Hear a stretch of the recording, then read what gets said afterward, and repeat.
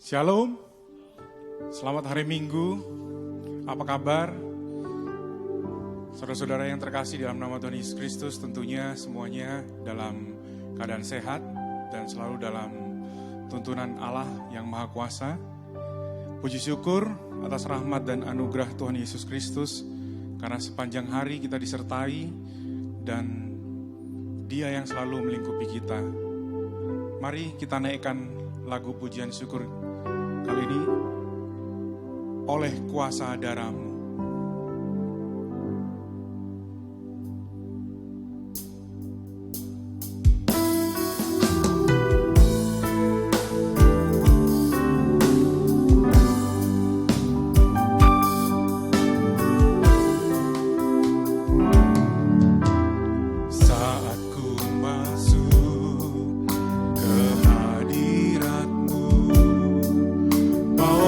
Persembahan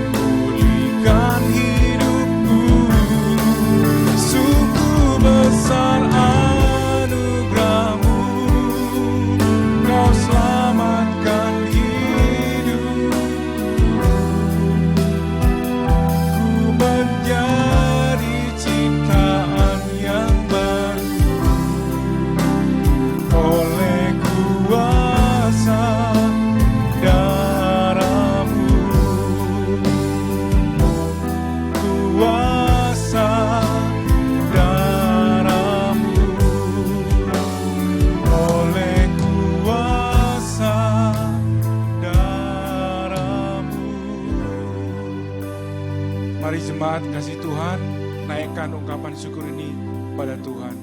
Terima kasih Tuhan Yesus Kristus. Terima kasih Tuhan, kami mengucapkan syukur pada-Mu Tuhan. Ya Yesus Kristus, terima kasih Tuhan untuk penyertaan-Mu. Sepanjang hidup. Terima kasih Tuhan untuk sepanjang minggu dan setiap hari.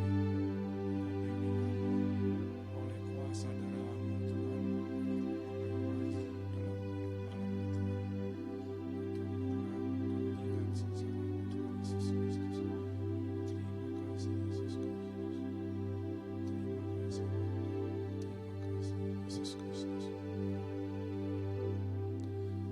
Terima kasih Tuhan, sungguh besar anugerah-Mu.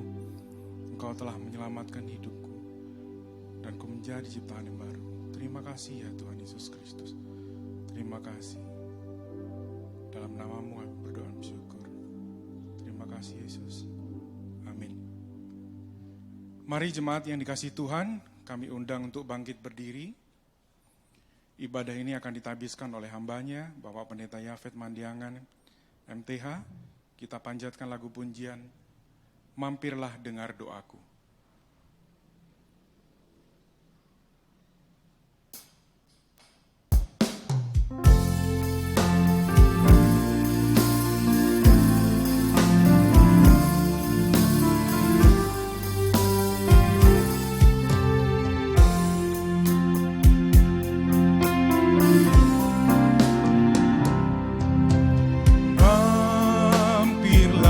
Dengar doaku, Yesus penebus. Orang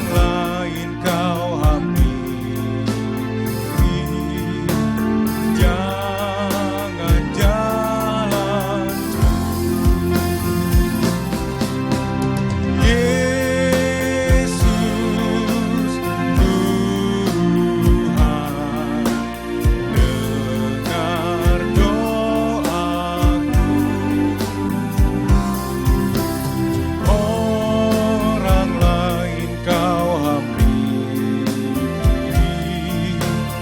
jangan jalan bait yang kedua.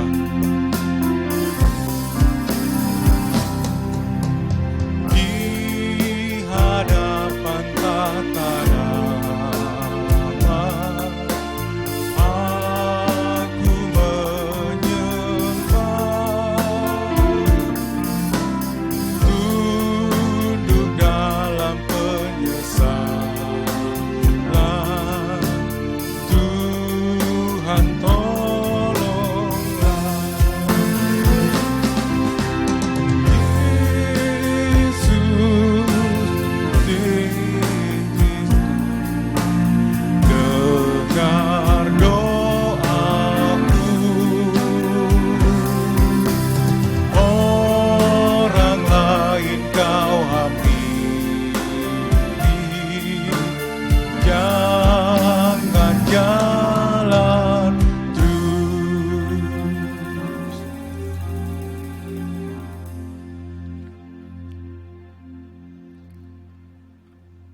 Kebaktian ini didasarkan dalam nama Allah Bapa dan Anaknya yang tunggal Tuhan Yesus Kristus dan Roh Kudus.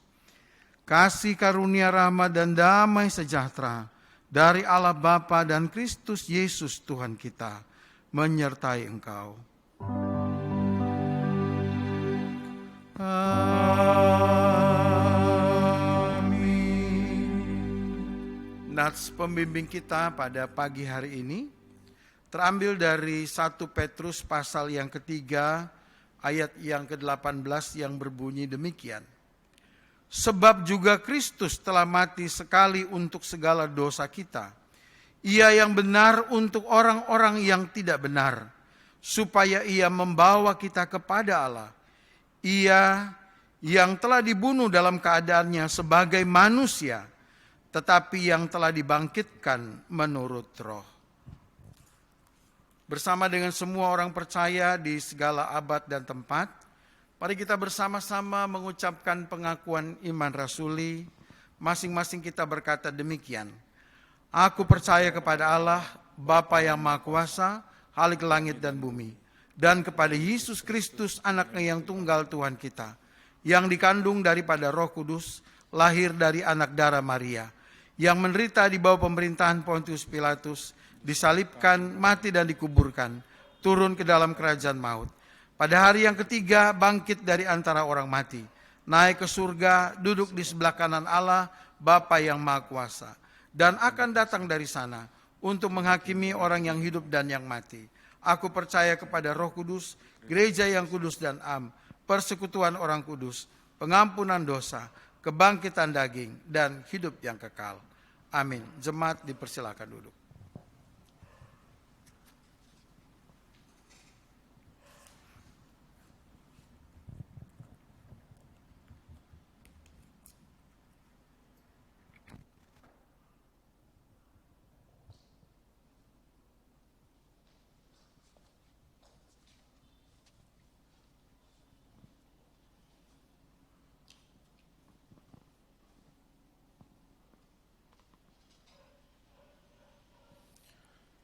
Jemaat yang dikasihi Tuhan, kita akan mendengarkan pemberitaan Warta Jemaat GMI Philadelphia, Surabaya. Jadwal pelayanan kategorial Minggu 28 Maret 2021, ibadah sekolah minggu secara virtual untuk kelas batita, kecil, tengah, pukul 8 melalui YouTube, sedangkan kelas besar pukul 10 melalui Google Meet.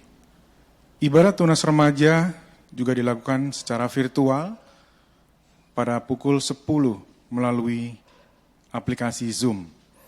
Dan di tanggal 28 Maret hari Minggu juga ada jadwal persekutuan dewasa muda atau WASDA secara virtual pukul 7 malam melalui Zoom. Firman Tuhan yang dibawakan dengan tema kasihnya menenangkan hati dari 1 Korintus 13 ayat 7, dan yang akan membawakan firman Tuhan adalah Evangelis Ibu Fatik Tambunan. Pada Kamis 1 April, persekutuan kaum wanita atau PKP juga dilakukan secara virtual pada pukul 4 sore melalui Google Meet. Dan di hari Sabtu tanggal 3 April 2021, ada doa pagi untuk majelis secara virtual pukul 5 pagi melalui Google Meet. Petugas doa syafaat adalah Saudari Esterina Sinulingga. Pemberitahuan selanjutnya adalah pada Jumat tanggal 2 April akan diadakan ibadah Jumat Agung disertai dengan perjamuan kudus secara tatap muka di gereja, yang tentunya tetap memperhatikan protokol kesehatan. Akan dilakukan 2 kali ibadah, yaitu ibadah pertama pada pukul 8 sampai dengan 9.30 dengan kuota 50 orang. Kemudian ibadah kedua pukul 10.30 sampai dengan 12 siang, kuota juga 50 orang. Bagi jemaat-jemaat yang belum mendaftar, dimohon untuk secepatnya mendaftar di sekretariat gereja. Minggu 4 April 2021 dalam merayakan Paskah, ibadah sekolah minggu secara virtual akan dilakukan pada pukul 15 WIB atau jam 3 sore dan dibagi dalam 2 kelas, yaitu kelas batita dan kelas kecil melalui Zoom. Sedangkan kelas tengah dan kelas besar melalui Google Meet. Dalam ibadah tersebut akan diadakan juga lomba-lomba untuk masing-masing kelas. Jemaat yang berulang tahun, Majelis Jemaat GMI Philadelphia Surabaya mengucapkan selamat ulang tahun kepada jemaat-jemaat yang namanya tercantum di bawah ini.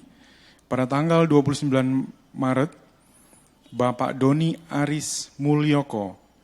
Kemudian pada tanggal 31 Maret, Ibu Immanueleta Jawa. Pada tanggal 1 April, jemaat yang berulang tahun adalah Bapak Yeris Palese.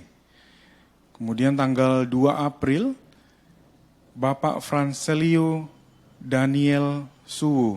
Dan juga pada tanggal yang sama, Ibu Lineke Pangemanan.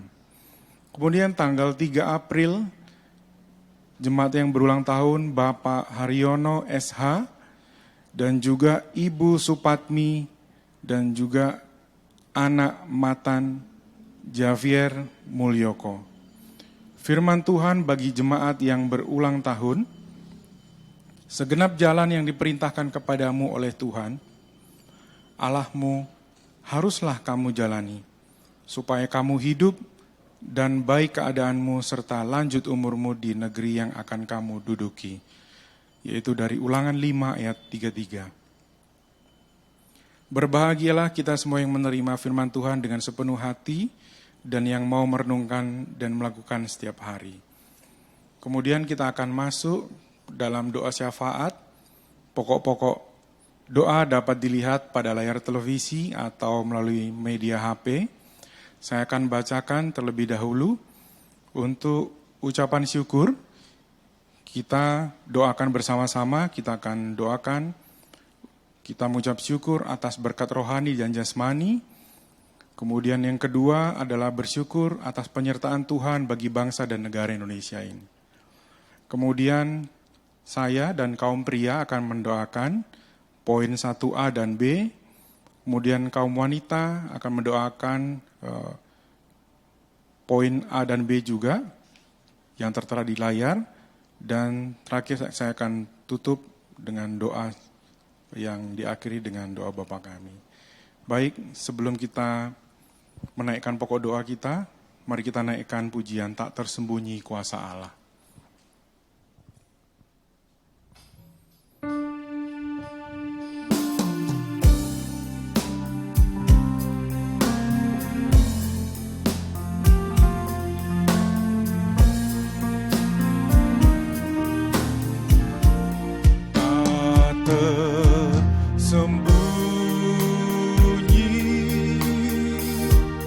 Kuasa Allah,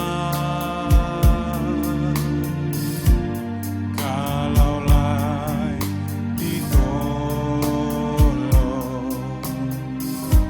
saya juga tangannya terluka.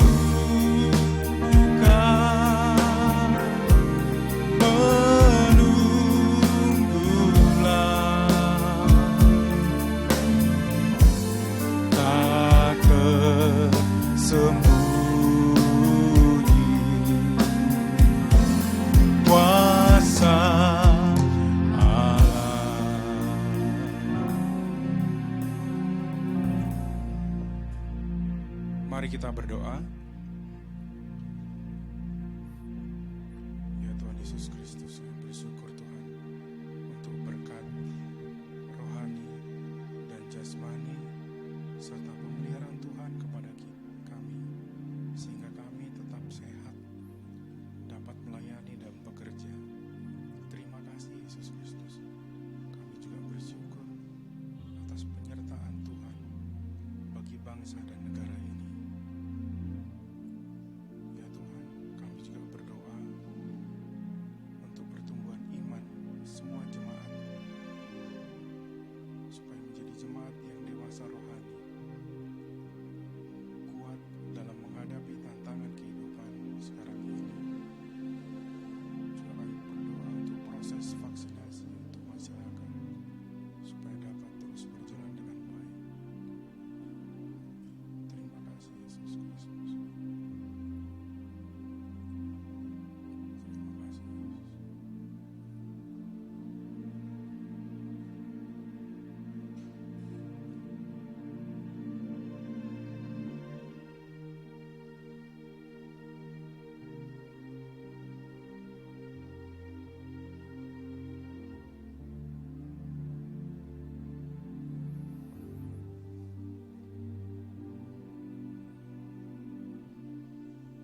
Terima kasih ya Yesus Kristus.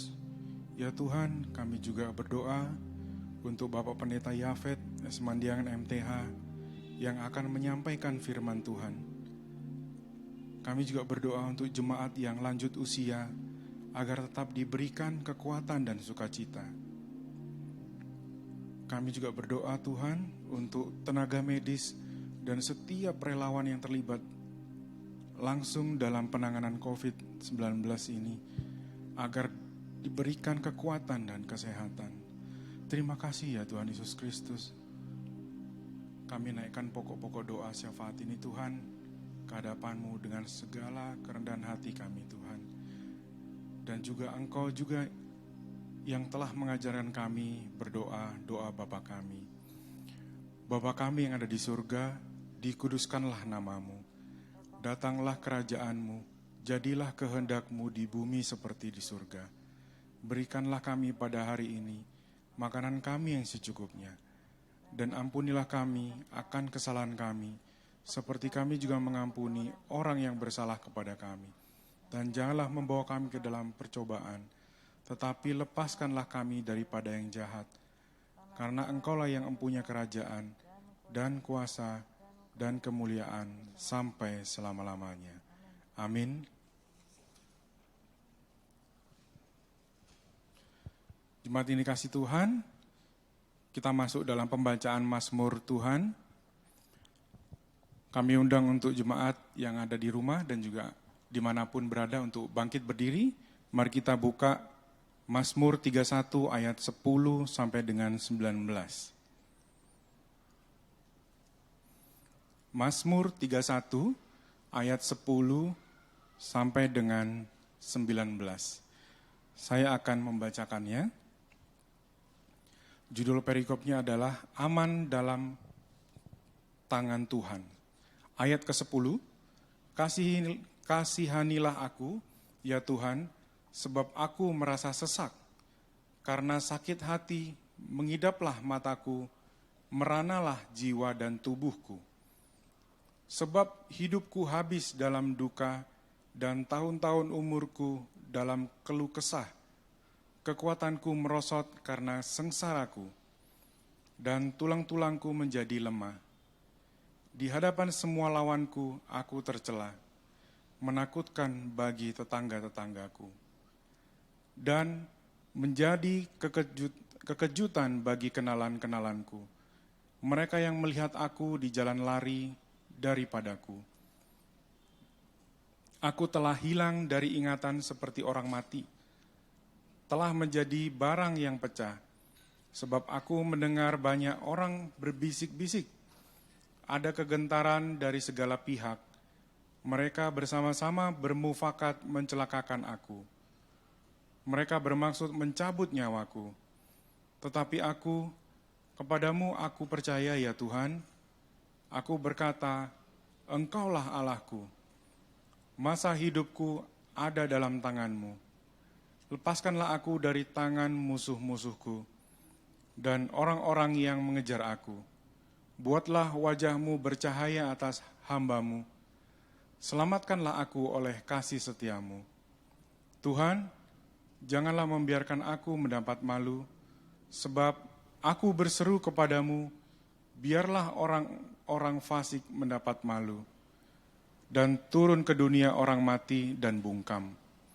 Ayat 19, biarlah bibir dusta menjadi keluh, yang mencaci maki orang benar, dengan kecongkakan dan penghinaan.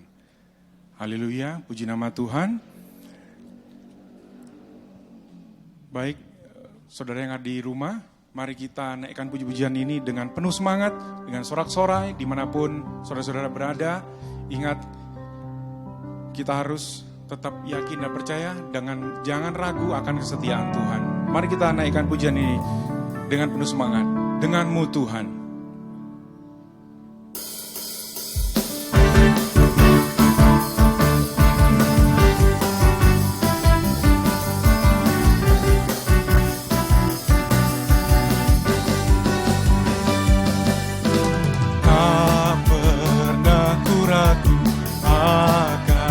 Kesetiaan-Mu, pegang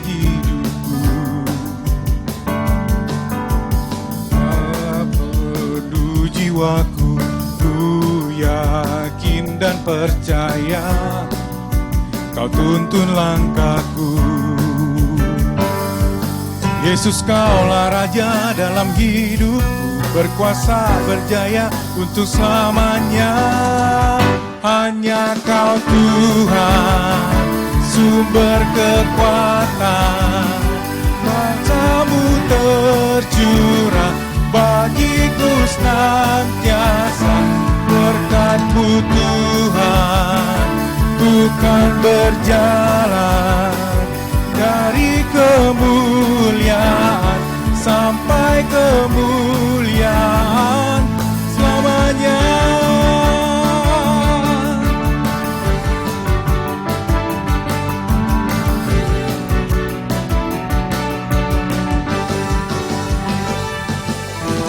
Tak pernah ku ragu akan kesetiaan-Mu, Kau pegang hidupku. Sepenuh jiwaku, ku yakin dan percaya Kau tuntun langkahku. Yesus, Kaulah Raja dalam hidupku, tak percaya untuk selamanya.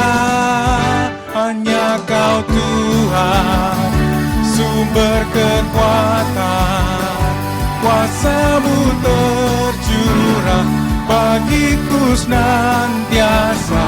Berkat-Mu Tuhan, bukan berjalan dari kemuliaan sampai kemuliaan.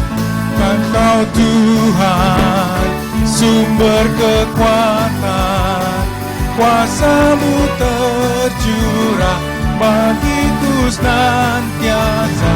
Berkat-Mu Tuhan, bukan berjalan dari kemuliaan sampai kemuliaan selamanya.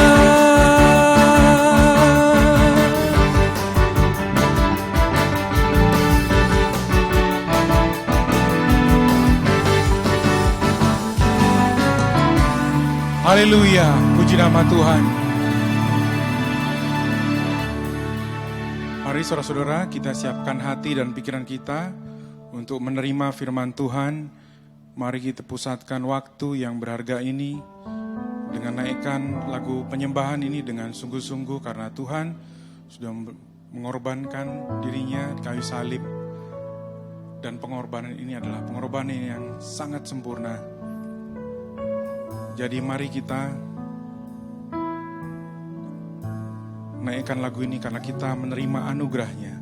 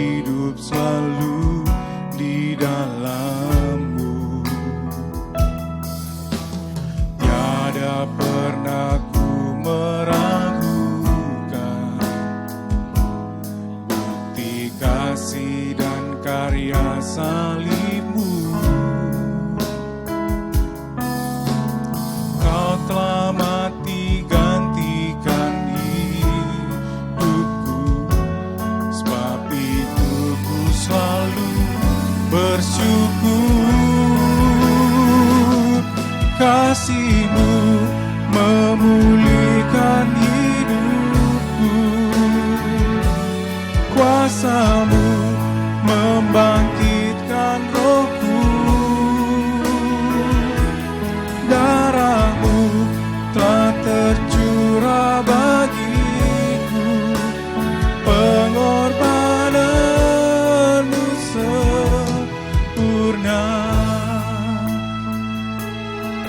naikkan sekali lagi ya Tuhan. Ku hidup oleh anugerah-Mu, yang terbaik ku terima dari-Mu. Rancangan-Mu indah bagiku, sebab ku hidup selalu di dalam-Mu. Tiada pernah ku meragukan bukti kasih dan karya salib-Mu. Kau telah mati gantikan hidupku, sebab itu ku selalu bersyukur. Kasih-Mu memulihkan hidupku, kuasa-Mu membangkitkan rohku. Darah-Mu telah tercurah bagiku, pengorbanan-Mu sempurna. Kasih-Mu memulihkan hidupku, kuasa-Mu membangkitkan rohku. Darah-Mu tak tercurah bagiku, pengorbanan-Mu sempurna. Pengorbanan-Mu sempurna. Pengorbanan-Mu sempurna.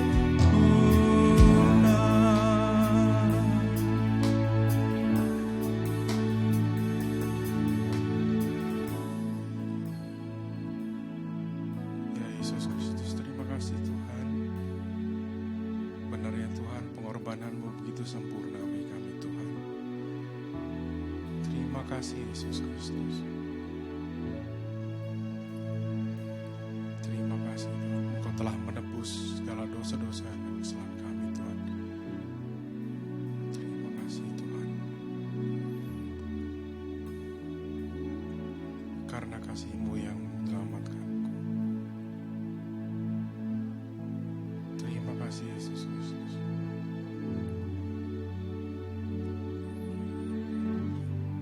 Mari kita naikkan pujian ini hanya refnya saja. Karena kasih-Mu yang selamatkanku.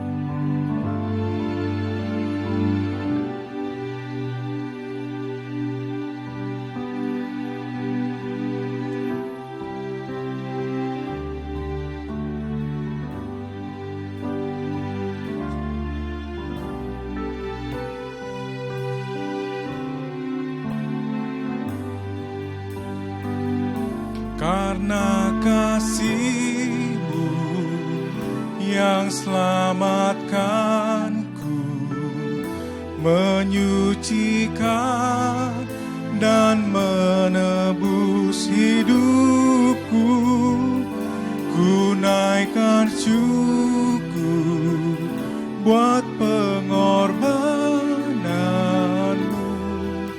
Maha mulia dan terindah Kau di atas langit, yang selamatkanku, menyucikan dan menebus hidupku, ku naikkan syukur buat pengorbanan-Mu. Maha mulia dan terindah Kau, karena kasih-Mu yang selamatkanku, menyucikan dan menebus hidupku, ku naikkan syukur buat pengorbanan pengorbananmu maha mulia dan terindah Kau, Yesus. Maha mulia dan terindah Kau, Yesus. Maha mulia dan terindah Kau, Yesus.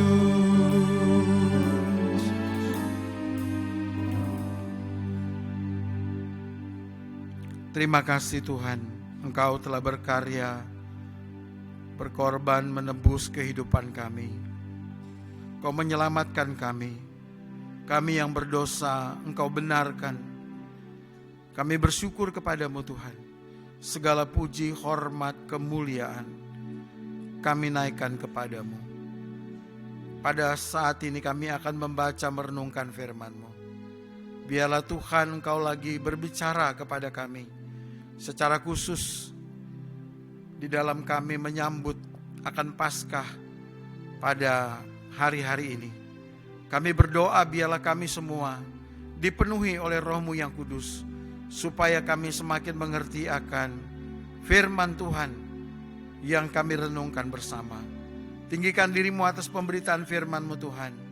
Dalam nama Tuhan Yesus kami mengucap syukur dan berdoa. Amin.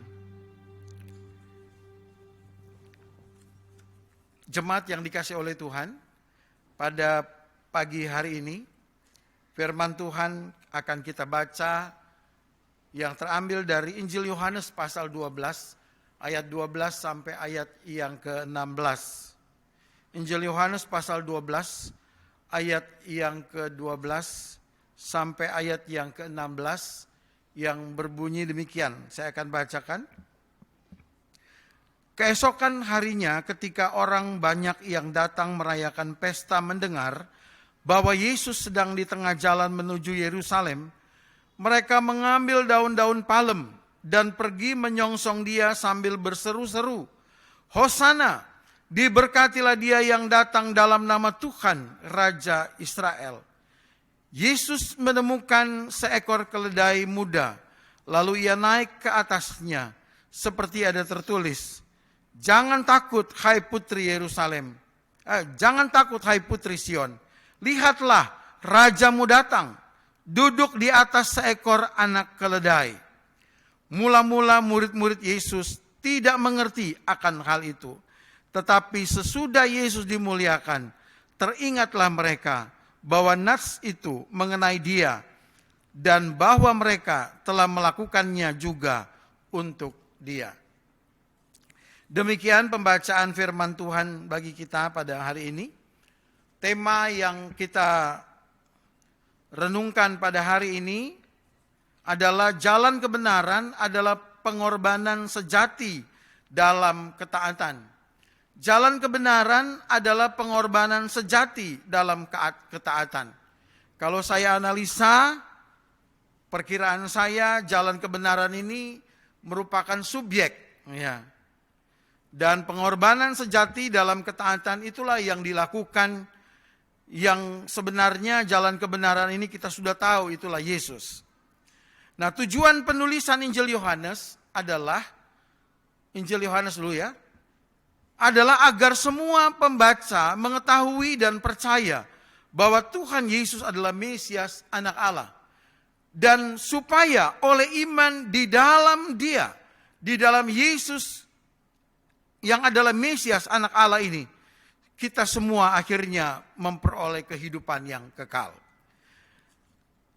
Ada tiga kata kunci yang harus kita perhatikan dalam tema kita, yaitu yang pertama jalan kebenaran yang kita tahu adalah Yesus Kristus. Yang kedua, kata kunci yang kedua adalah pengorbanan sejati yang kita juga tahu adalah Yesus Kristus yang menghamba dengan menjadi manusia dan mati di atas kayu salib. Kata kunci yang ketiga adalah dalam ketaatan. Yesus Kristus taat sampai mati. Ia taat kepada firman dan Ia taat kepada Bapa di sorga. Melalui tema kita ini diharapkan iman kita di dalam Kristus akan semakin teguh, Sebab Yesuslah satu-satunya jalan kebenaran. Jalan kebenaran itu dinyatakan melalui pengorbanan yang sejati. Yesus Kristus melakukannya dalam ketaatan kepada Bapanya. Perikop yang kita baca ini memang berbicara tentang Yesus yang adalah jalan kebenaran. Kalau kita mau lihat konteksnya, Yesus sedang menuju atau masuk ke Yerusalem. Dia masuk ke Yerusalem untuk menderita dan mati di salib. Ia sedang menuju tempat di mana ia mengorbankan dirinya bagi keselamatan semua umatnya. Kedatangannya ke Yerusalem menunjukkan akan ketaatannya kepada Bapanya. Ia sudah berdoa agar cawan itu berlalu. Artinya sebagai manusia, Yesus merasa salib itu begitu berat. Salib adalah penderitaan yang perih, kutuk yang ngeri, kehinaan yang paling rendah. Tetapi dalam menjalankan perintah Bapanya itu, ia tetap taat. Maka secara kontekstual, memang perikop ini berbicara tentang tema kita.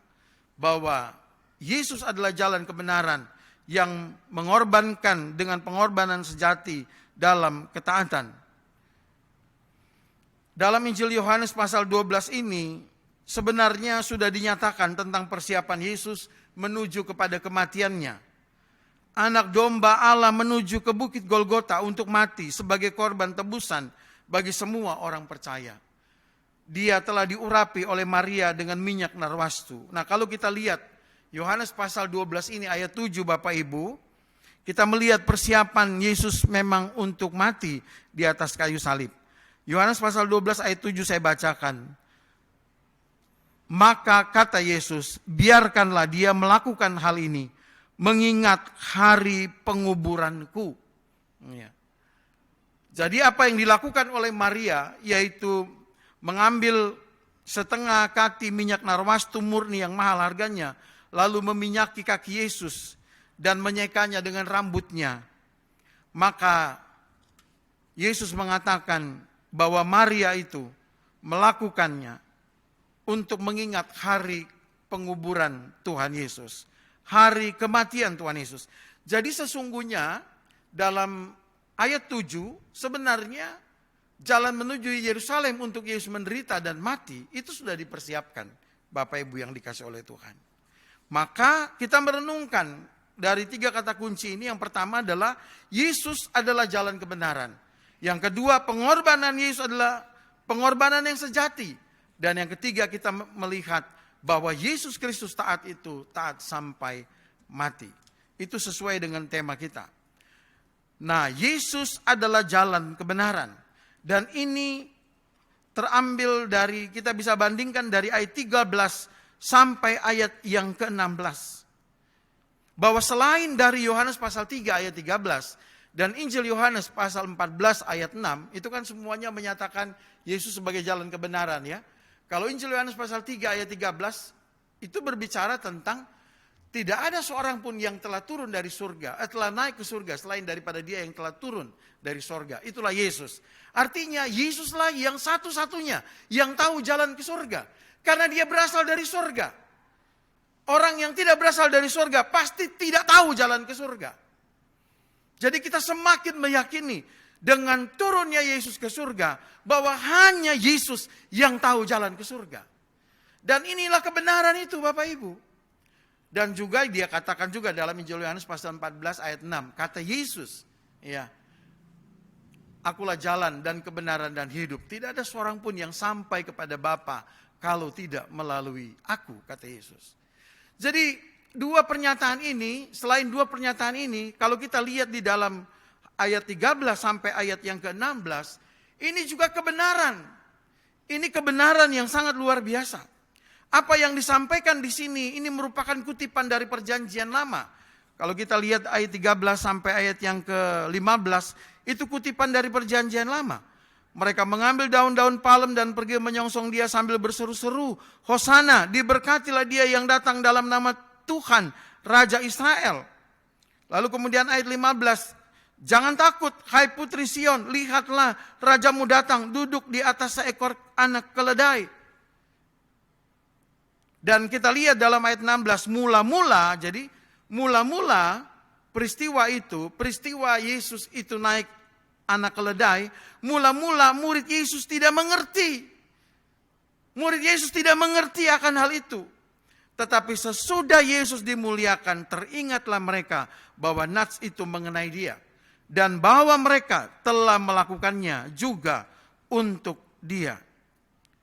Jadi Bapak Ibu yang dikasih oleh Tuhan, dari Mazmur 118, kutipan ini ya, ayat 26. Lalu kemudian Sakaria pasal 9 ayat 9, yang kemudian itu kutipan yang dikutip dalam ayat 15. Ya, itu menunjukkan bahwa firman Allah itu benar.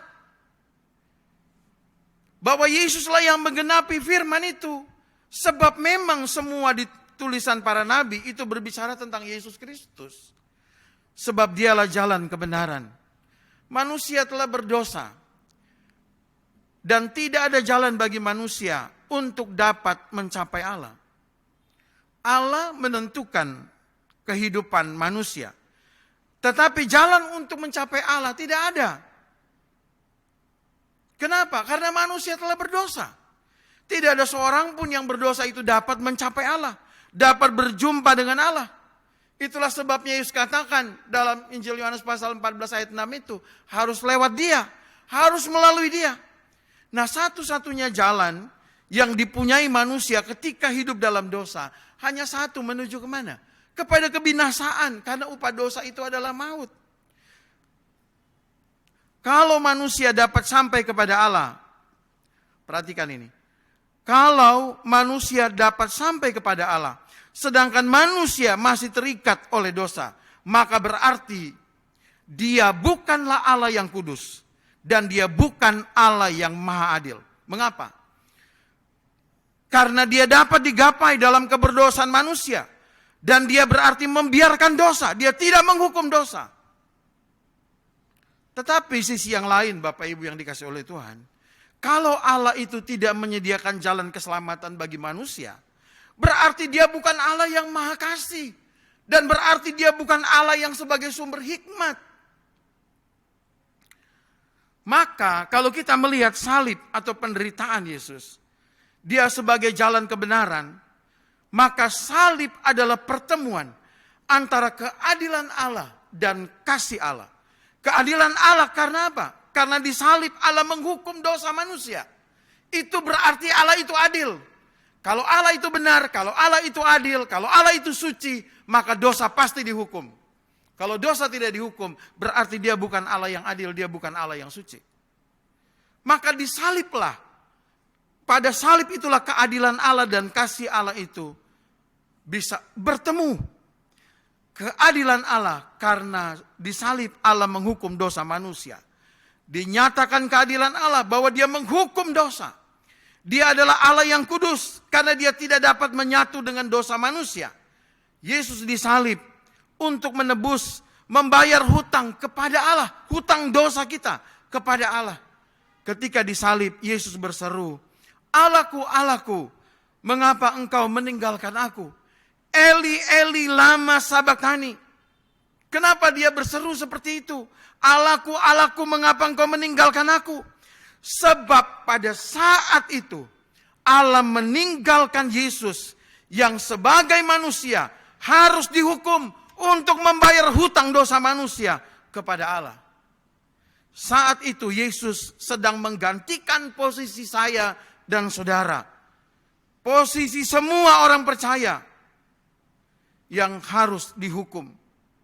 Harusnya kitalah yang berdosa ini yang harusnya dihukum. Tetapi Yesus saat itu sedang menggantikan posisi kita di atas kayu salib. Seperti firman Tuhan dalam 2 Korintus 5 ayat yang ke-21. Dia yang tidak mengenal dosa. Dia yang tidak mengenal dosa.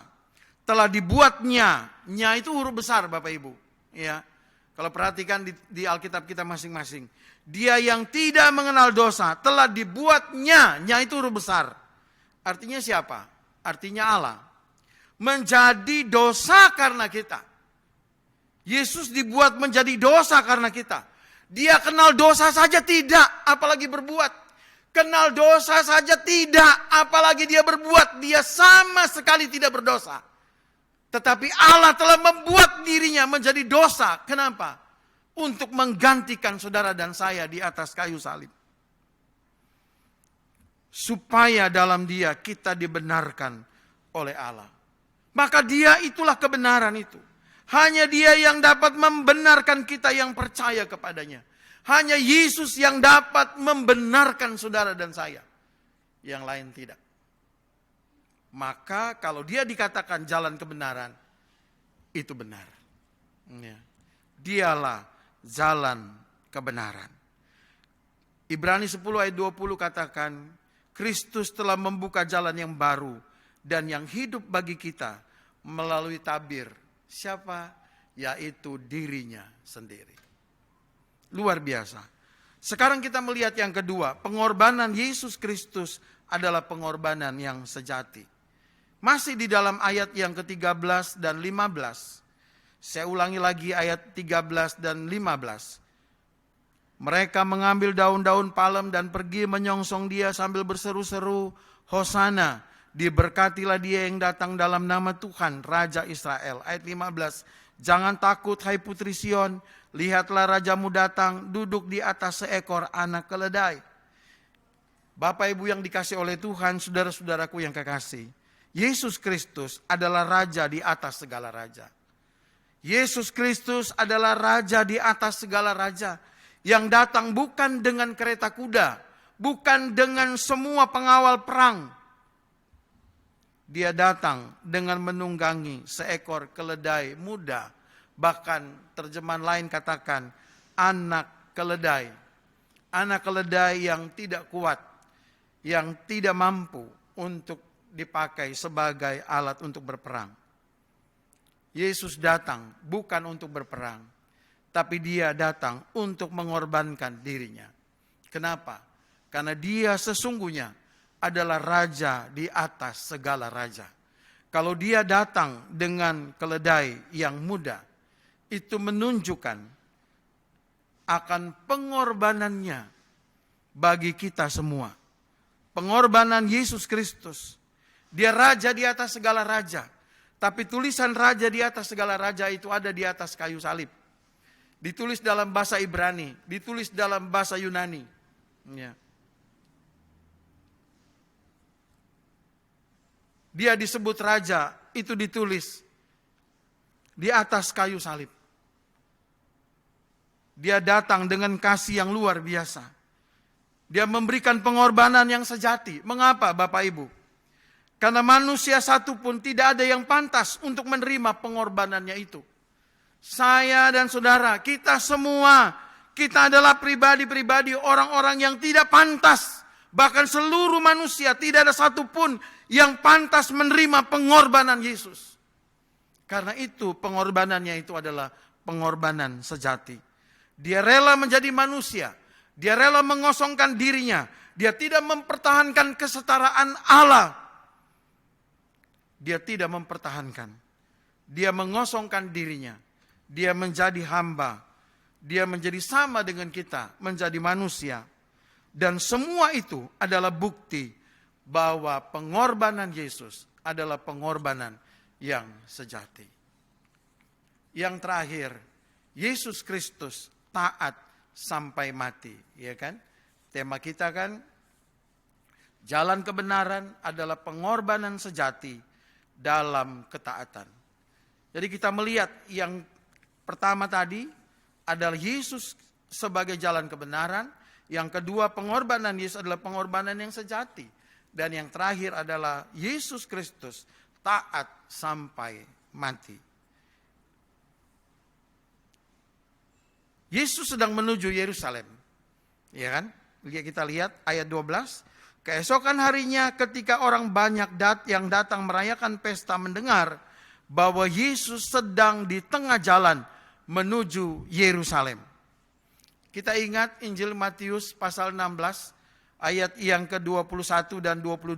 Coba saya bacakan ya Bapak Ibu. Perhatikan dalam Alkitab kita masing-masing. Injil Matius pasal 16 ayat yang ke-21 sampai 22. Saya bacakan. Sejak waktu itu Yesus mulai menyatakan kepada murid-muridnya bahwa Ia harus pergi ke Yerusalem dan menanggung banyak penderitaan dari pihak tua-tua, imam-imam kepala dan ahli-ahli Taurat, lalu dibunuh dan dibangkitkan pada hari ketiga. Perhatikan ayat 22. Tetapi Petrus menarik Yesus ke samping dan menegur dia, katanya, Tuhan, kiranya Allah menjauhkan hal itu. Hal itu sekali-kali takkan menimpa engkau. Dan kita tahu ayat 23-nya ya, bagaimana Yesus menghardik Petrus. Jadi kalau kita melihat Matius pasal 16 ayat 21 dan 22, ya, bahwa Yesus sedang menuju ke Yerusalem, maka kita mengerti bahwa ke Yerusalem itu berarti penderitaan. Ke Yerusalem itu adalah penderitaan dan kematian. Itulah sebabnya kenapa Petrus menarik dan menegur Yesus. Jangan Tuhan, dia sayang kepada gurunya, dia sayang kepada Tuhannya. Jangan Tuhan, sekali-kali jangan terjadi pada Tuhan. Ya. Kenapa? Karena Yesus sudah terus terang bahwa dia ke Yerusalem itu bukan untuk piknik, bukan. Bukan untuk refreshing, bukan untuk rekreasi, bukan. Ya. Yesus ke Yerusalem itu untuk mengalami penderitaan dari para tua-tua, dari imam-imam kepala dan ahli-ahli Taurat, dan dia akan mati. Tuhan Yesus menghardik Petrus sebab Petrus dapat menjadi batu sandungan bagi Yesus. Dari situ kita melihat betapa taatnya Yesus kepada Bapanya.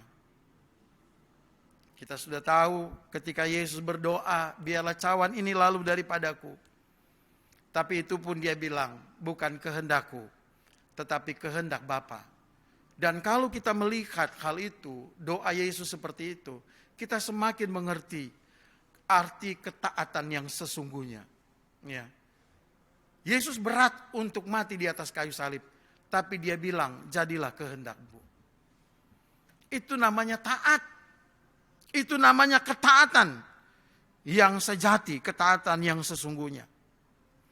Berapa kali Tuhan Yesus mengalami ujian ketaatan. Ketika iblis mencobai dia, Tuhan Yesus menyatakan ketaatannya kepada firman-Nya. Ada tertulis, dia bisa buat batu jadi roti, bisa. Dia bisa jatuhkan diri dari bumbungan bait Allah, bisa. Tapi dia tidak melakukan karena ada tertulis betapa taatnya Tuhan kepada firman Allah. Bahkan hingga di atas kayu salib. Kalau kita baca Injil Matius pasal 27 ayat 40. Injil Matius pasal 27 ayat 40. Makin nyata ketaatan Yesus, Bapak Ibu yang dikasih oleh Tuhan. Ya. Saya bacakan Injil Matius pasal 27 ayat yang ke-40, dikatakan demikian. Mereka berkata, hai engkau yang mau merobohkan bait suci dan mau membangunnya kembali dalam 3 hari. Selamatkanlah dirimu, jikalau engkau anak Allah, turunlah dari salib itu. Apa Yesus enggak mampu turun? Dia sanggup turun, dia bisa turun. Ya. Itulah ujian ketaatan sampai akhir. Di atas kayu salib pun, penderitaan yang sangat, kehinaan yang paling rendah, Yesus dapat tetap bertahan untuk taat kepada Bapanya. Yesus Kristus taat sampai mati. Sampai mati di atas kayu salib. Pembuktian bahwa dia adalah anak Allah. Bukan dengan dia buat mujizat, bukan. Tapi dengan ketaatannya kepada Bapanya. Itulah ketaatan yang benar. Yesus Kristus taat sampai mati. Akhirnya Bapak Ibu yang dikasih oleh Tuhan. Dengan kematiannya di atas kayu salib. Semakin nyata kebenaran Yesus Kristus. Bahwa dia adalah kebenaran itu sendiri. Sebab hanya melalui kematiannya dia dapat membenarkan saya dan Bapak Ibu dan saudara-saudara sekalian. Pengorbanannya itu sejati karena ketidakpantasan kita menerima pengorbanan itu. Kita pantasnya dihukum dan dibinasakan, tetapi karena pengorbanannya itu kita diselamatkan. Salib adalah bukti ketaatan Kristus kepada Bapanya. Inilah yang menjadi dasar bagi setiap orang percaya untuk selalu taat akan segala perintah Tuhan. Ketaatan pasti menghadirkan kemuliaan Allah. sama seperti kebenaran, menumbuhkan damai sejahtera, ketenangan, dan ketentraman. Demikianlah pengorbanan sejati menghadirkan kehidupan yang kekal.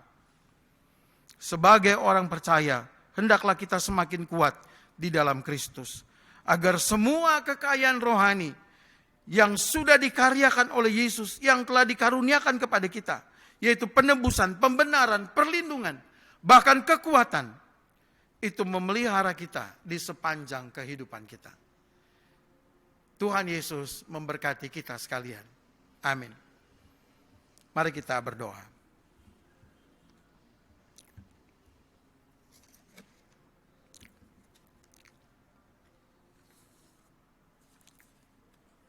Bapa di dalam surga, terima kasih.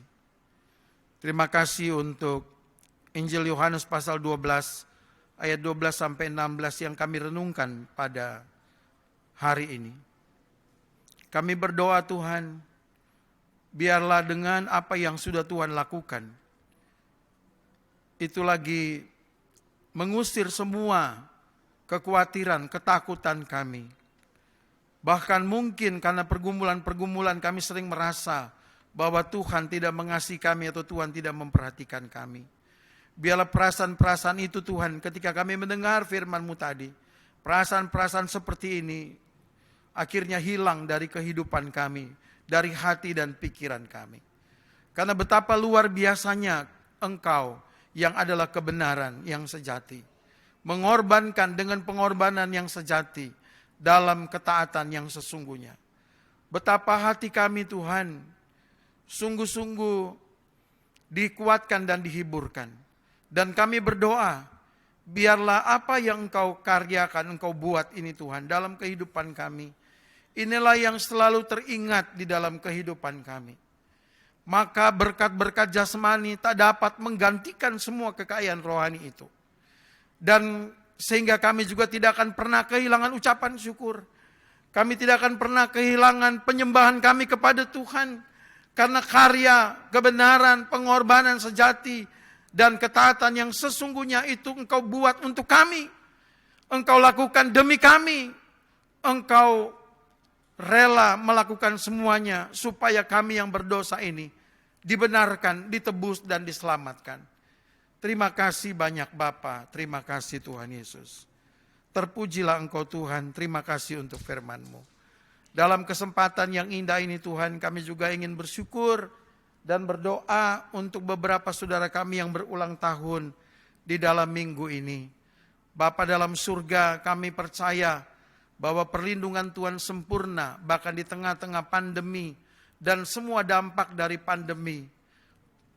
Kami melihat pemeliharaan Tuhan bagi saudara-saudara kami ini sempurna. Dan biarlah Engkau terus akan menjaga, memelihara. Seperti firman-Mu, Engkau memelihara semua anak-anak-Mu dengan kekuatan Allah. Terima kasih banyak Bapa. Kami mengucap syukur dan berdoa.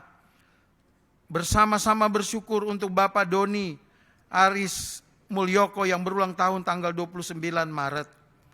Juga Ibu Immanuelita Jawa yang berulang tahun tanggal 31. Kami juga bersyukur dan berdoa untuk Bapak Yeris Palese yang berulang tahun tanggal 1 April. Juga Bapak Francelio Daniel Suwu yang berulang tahun tanggal 2 April. Kami juga bersyukur dan berdoa untuk Ibu Lineke Pangemanan yang berulang tahun tanggal 3 April. Juga Bapak Haryono, juga Ibu Supatmi, dan anak Meten Javier Mulyoko. Tuhan, mereka semua ulang tahun tanggal 3 April. Kami bersyukur Tuhan untuk semua saudara-saudara kami yang Tuhan pelihara, Tuhan yang jaga mereka hingga ada sebagaimana ada sampai hari ini. Dan kami berdoa untuk kesehatan, kekuatan mereka. Tuhan karuniakan kepada mereka kesehatan yang baik. Tuhan kuatkan iman mereka. Biarlah setelah mendengar firman Tuhan, mereka semakin teguh, mereka semakin yakin akan kasih Tuhan, akan kuasa Tuhan. Terima kasih banyak Bapa dalam surga. Engkau yang akan memimpin dan memberkati seluruh kehidupan mereka, agar mereka dapat menikmati berkat-berkat Tuhan yang sesungguhnya Tuhan sudah sediakan di jalan rancangan dan rencana Tuhan yang indah. Kami berdoa Tuhan, Engkau berkati usaha pekerjaan. Engkau berkati apabila itu anak-anak, Tuhan berkati pertumbuhan mereka. Tuhan berkati semua hamba-hamba-Mu ini. Terima kasih Tuhan. Dan biarlah melalui mereka banyak orang juga yang boleh melihat Yesus hidup di dalam kehidupan mereka. Terima kasih banyak Bapa. Terima kasih banyak Tuhan Yesus. Kami bersyukur untuk firman-Mu. Terpujilah Engkau Bapa, dalam nama Yesus kami berdoa. Amin.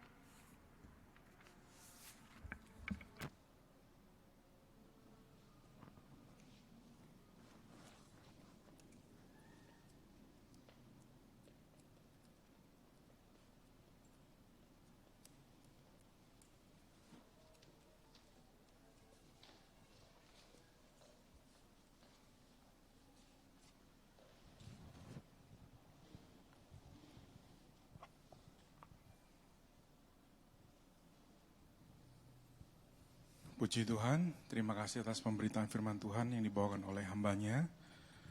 Saat ini kita akan masuk ke dalam persembahan. Jemaat yang dikasihi Tuhan, mari kita memberikan persembahan kepada Tuhan dan juga untuk pekerjaan pelayanan gereja kita, GMI Philadelphia Surabaya.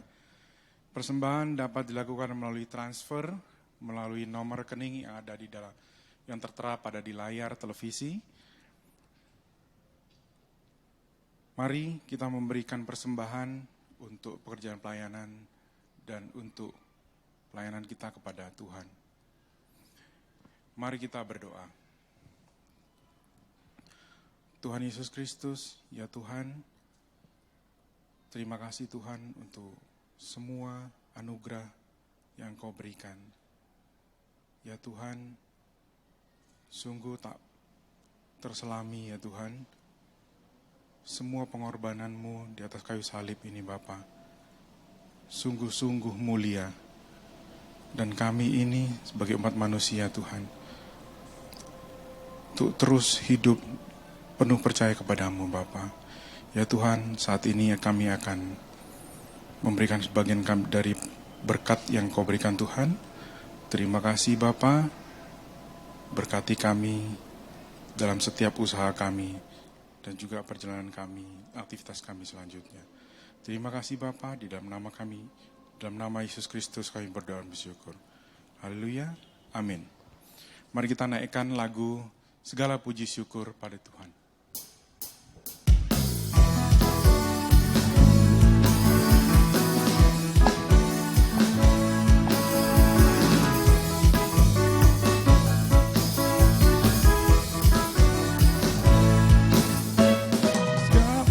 Puji syukur hanya bagi-Mu Tuhan, sebab Kau yang layak dipuja.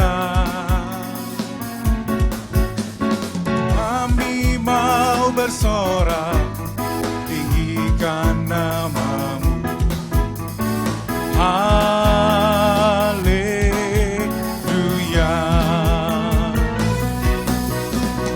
Soraklah haleluya, soraklah haleluya, haleluya.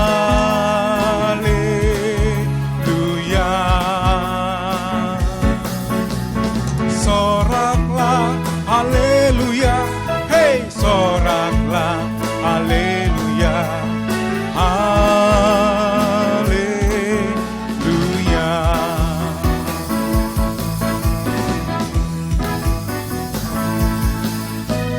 Segala puji syukur hanya bagi-Mu Tuhan, sebab Kau yang layak dipuja.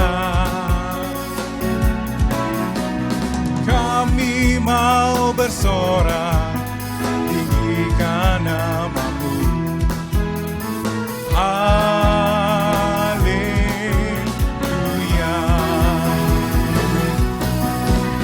Soraklah haleluya, soraklah haleluya, haleluya.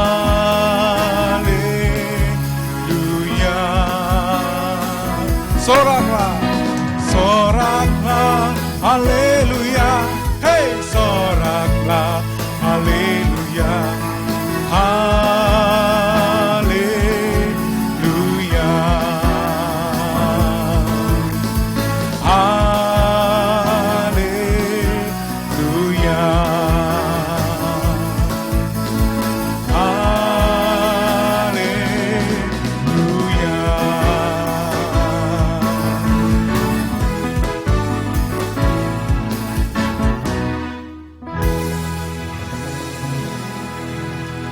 Puji nama Tuhan, kita akan menutup ibadah ini.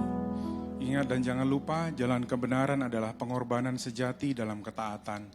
Yang sebagaimana telah diberitakan dalam firman Tuhan oleh hambanya tadi. Mari kita semua bangkit berdiri. Mari kita naikkan lagu penutup ibadah kita dengan penuh keyakinan. Ku perlukan juru selamat.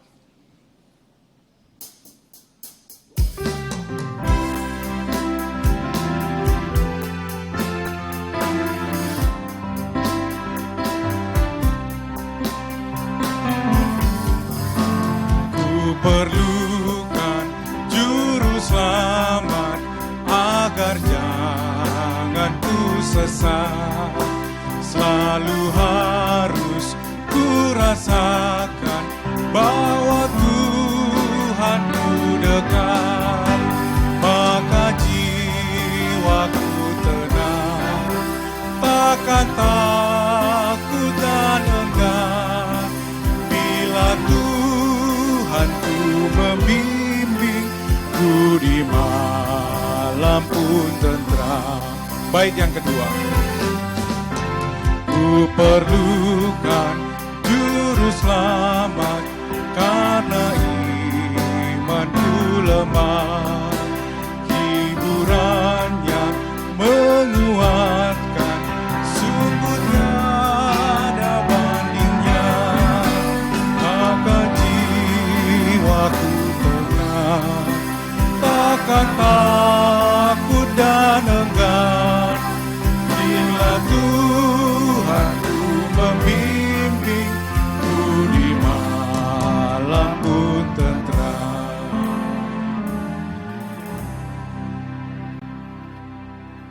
Jemaat yang dikasihi oleh Tuhan, kembalilah dalam kehidupanmu. Biarlah firman Tuhan yang sudah kita dengar tetap menghibur, menguatkan kita. Dan sekarang arahkanlah hatimu kepada Tuhan dan terimalah berkat-Nya. Tuhan memberkati engkau dan melindungi engkau. Tuhan menyinari engkau dengan wajah-Nya dan memberi engkau kasih karunia. Tuhan menghadapkan wajah-Nya kepadamu dan memberi engkau damai sejahtera. Amin. Amin. Amin.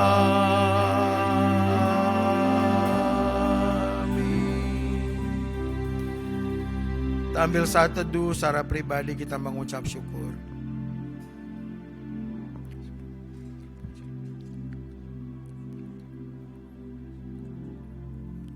Amin. Ibadah kita telah usai. Biarlah ibadah kita membuat kita semakin mengenal Tuhan dan semakin dekat dengan Tuhan. Jaga kesehatan. Tuhan Yesus memberkati kita semua. Shalom.